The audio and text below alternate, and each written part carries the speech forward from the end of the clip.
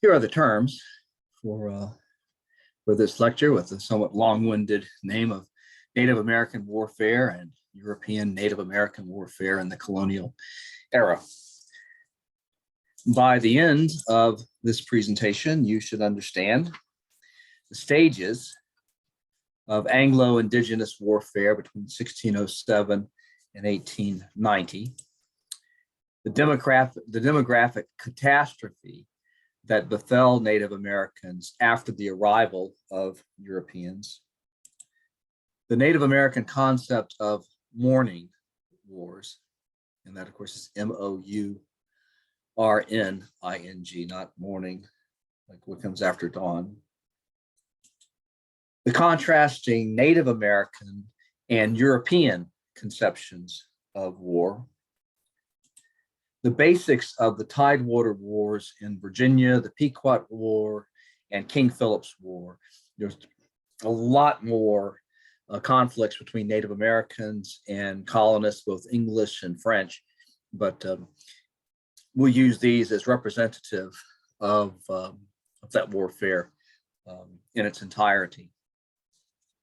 And then finally, the process of military acculturation, which is kind of a way in which the Native Americans learned about the European style of warfare and adopted some elements of that, and the way in which the Europeans learned about the Native American style of warfare and adopted some elements of that. Now, before we get into the issue of these wars with Native Americans, we really need to deal, at actually some length, with the problem of names. Because the conflict between the European colonists who became Americans was by far the longest in American military history. And an entire course could easily be based on the Indian Wars alone. In fact, it would take a whole course to even begin to do justice to a conflict that lasted almost 300 years. From the earliest fighting between the Jamestown settlers and the members of the Powhatan Confederation to the December 1890 massacre at Wounded Knee, South Dakota, which is traditionally considered to be the end of the wars with Native America, although an argument could be made that armed conflicts continued as late as 1972. Now, before we go on, we need to deal with this vexed question of names. Now, historically, Native Americans were referred to as Indians, sometimes American Indians. That didn't really begin to change until about 1970, when the term Native Americans began to become commonly used. And by the way, this is about the same time that the conception of Native Americans as something more than noble savages or these sort of outmoded stereotypes began to change. And the idea of cowboys and Indians, where the cowboys are the heroes and the Indians are the villains, that began to change as well. So it's no accident that it's during this period that the naming convention for Native Americans changed. But more recently, it has begun to change again.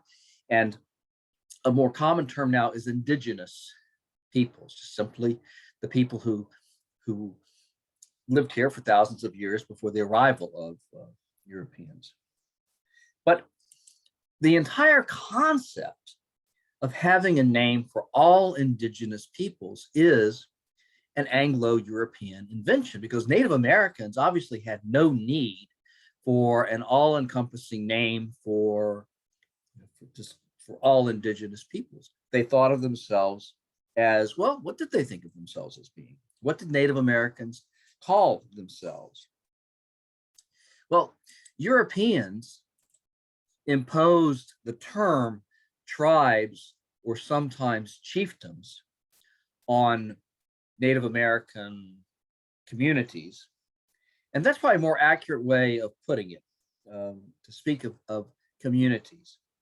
The term nations is often used as well, but not in this, but it can be confusing because it's being used not in the sense of a nation state, like we're accustomed to today, but rather in the older sense of nation as simply a designation for people with a common language, customs, heritage, and a sense of common identity.